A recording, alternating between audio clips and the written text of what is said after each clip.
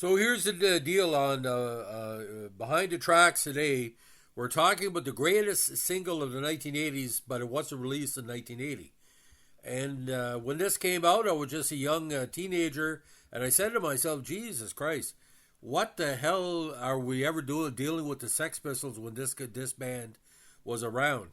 The Clash started as a very, very unheralded punk band or punk rock band, and eventually became the voice of a whole country and a whole generation.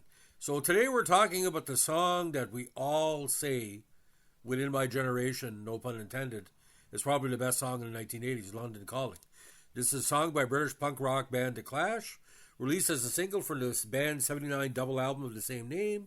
This apocalyptic, politically charged rant features the band's post-punk sound, electric guitar, and vocals. Now, allegedly, it was first performed in America on the what do you call it, the parody show Fridays, which was sort of like a version of Saturday Night Live, but on Friday nights. Written by the great Joe Strummer and Mick Jones, the title alludes to the BBC World Services station identification. This is London Calling, which was used during World War II, often in broadcast to occupied countries. The lyrics reflect the concern felt by Strummer about world events with a reference to a nuclear era, the incident at 3 Mile Island, which occurred earlier in 1979, which took out half of the states. Now, we were under Cold War watch for most of the late 70s and the 80s, so it was almost like our saying, let's fight against it.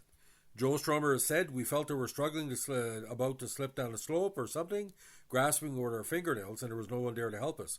I know Margaret Thatcher wasn't going to help them.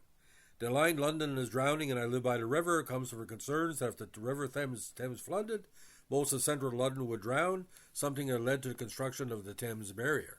Strummer references police brutality in the lines, we ain't got no swing except for that ring of that truncheon thing, as the Metro Police at the time had a truncheon, a standard issued equipment. Now, a pure single, 3 minutes and 18 seconds, recorded in August and September of 79, November 79, released on the first week of December of 79. Now, on the very, very white bread CBS Records. Now, the lyrics also reflect desperation of the class situation in 79, struggling with high debt, without management, and arguing with the record label CBS over whether the London Calling album should be a single or double album. The lines referred to now, don't look to us, phony Beatlemania has bitten the dust, reflects the concerns of the band over a situation after punk rock boom in England had ended in 77 with no money for anybody but Malcolm McLaren. According to a retrospective assessment by AllMusic critic Donald A. Gorasico, the song cleverly crossbreeds hard rock with reggae by juxtaposing slashing staccato guitar riffs with an undulating rhythm section beat as Strummer lays down a startling vocal. Garasco, finds that this gives the song a hypnotic sense of drive. The song fades out with a Morse chord single spelling SOS, reiterating the earlier urgent sense of emergency and further alluding to drowning in the river. Now, London Calling was recorded at Wessex Studios, located in a former church hall in Highbury in North London. The studio had already proved to be a popular location with the Sex Pistols, the Pretenders, and the Tom Robinson Band. The singles were produced by Guy Stevens and engineered by Bill Price. Now, in most territories, Armageddon Time was the B-side. We'll get into the second. Of course, it's the classic Clash lineup with Strummer, Jones, Paul Simino, and Topper Heaton. Now, continuing the theme of retro Elvis Presley-inspired London Calling LP cover, the single sleeve front and back is based on an old Columbia 78 RPN sleeves. The cover artwork was designed by Ray Lowry and is identical to the Columbia sleeve, but with the blank 78 covers from the original Change of Classic Rock and Punk LP sleeves. From left to right, there are the Beatles' debut Please Please Me, Nevermind the Bollocks, here's the Sex Pistols, the Rolling Stones' debut album The Rolling Stones, the Clash's debut album The Clash, Bob Dylan's Highway 61 Revisited, and Presley's debut LP. A very, very interesting cover indeed. Now, again, the single had several issues, all with different covers, 4 from 79. In 88, a special limited edition box set was released, containing 3 tracks, London Calling on side 1, Brand New Cadillac and Rudy Can't Fall on side 2, a poster and 2 badges, catalog number Clash 82. 2 were released by CBS Records in 91, both with Brand New Cadillac on the B-side. The second was an additional track on side 2, Return to Brixton. And in 2012, on the occasion of the International Record Store Day, a limited edition 7-inch was released with a new mix of the song by Mick Jones. Of course, Trevor passed away. An instrumental version on the B-side. Now, London Calling was released as the only single from the album in the UK and reached number 11 on the UK singles charts in January 80, becoming at once the band's highest charting single until Should I Stay or Should I Go hit number 1 10 years later. The song did not make the US charts as Train in Vain was released as a single and broke the band in the States, reaching 23 in the Billboard Hot 100. Now, BBC Radio 1 DJ Annie Nightingale made a bet with Strummer that London Calling would make the UK top 10 without appearing on the Top of the Pops, the stake being the Cadillac, Brand New Cadillac being the second track of London Calling. When the record peaked at number 11, Nightingale was saved by a listener who donated a Cadillac. The Cadillac was subsequently auctioned to raise funds for the recession-hit steel town of Corby. Now, London Calling was the first Clash song to chart elsewhere in the world, reaching the top 40 in Australia, and it did well in Canada, although it was a lower end of the charts. The success of the single and album were greatly helped by the music video shot by Don Letts, showing the band playing the song on a boat at Festival Pier next to Albert Bridge on the south side of the Thames, Battersea Park, in a cold and rainy night at the beginning of December 79. The single fell off the charts after 10 weeks, but later re-entered the chart twice, spending a total of 15 non-consecutive weeks on the UK singles charts. Now, over the years, London Calling has become regarded by various critics as the band's finest song, and I tend to agree. In 2004, Rolling Stone ranked it number 15 in its list of the 500 greatest songs of all time. In the 2021 update, the song was re-ranked at number 143. Yeah. In 2011, Pace ranked the song number 2 on her list of the 18 greatest songs by The Clash.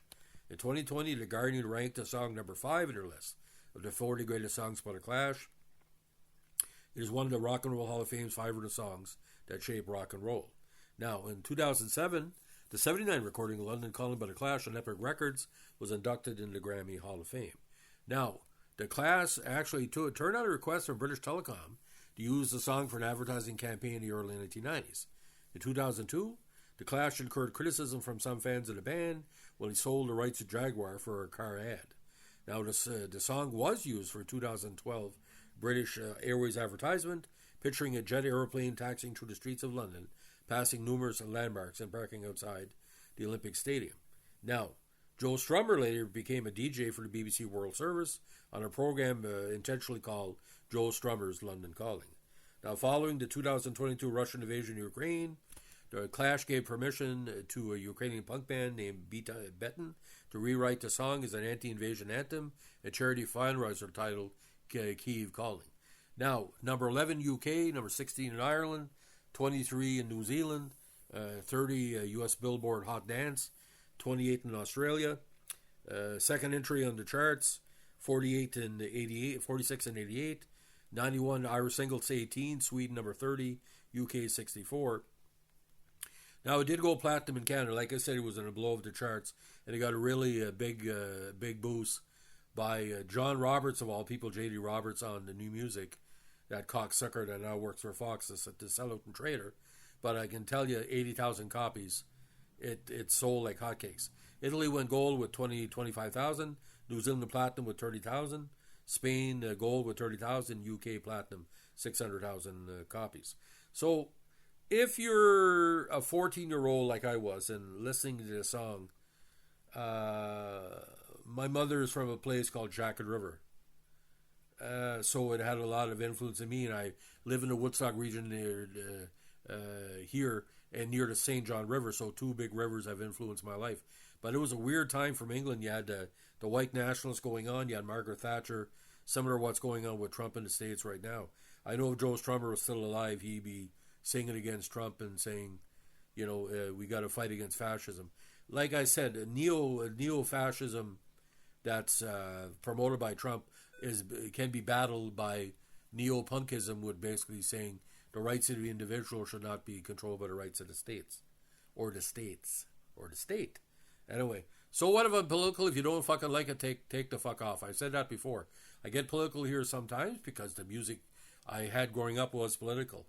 This is not a pro-Trump channel. This is a Canadian elbows up channel. If you don't like it, fuck off. I don't want any Trump followers on my channel. So either leave a comment and then you get banned, or ban yourself. So if you like what I'm doing here with our Behind the Tracks podcast, and if you want to control me, fuck off. These are live podcasts. These are all on the top of my head. So Joe Strummer, we miss you, buddy. And if you like what you're doing here with the channel, let us know with a like, comment, subscribe, or share. And like I said, if you're a Trump supporter or a Poilievre supporter, fuck off. We don't want you here. Have a good one.